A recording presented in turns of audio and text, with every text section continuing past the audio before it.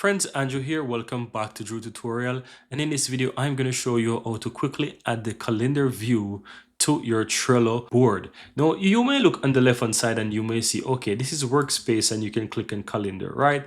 And yes, it works like that. But as you can see here, it actually takes you away as well from the whole view of your board. But what you want to do is just go back to your board and open up your board.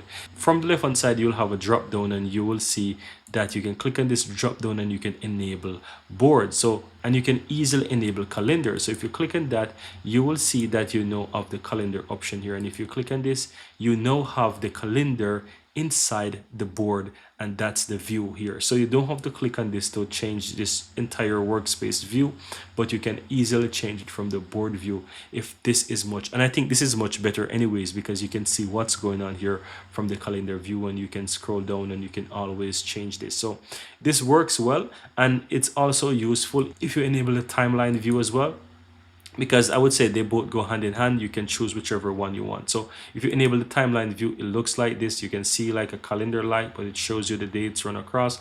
And if you enable the calendar view, you also have something quite similar, which you can see as well, as you can see how a particular task is running across an entire month and so forth. But that's it, guys. Very easy and very simple. That's how you go ahead and enable the calendar view on your Trello board. Very easy, guys. Thank you guys for watching and see you next time.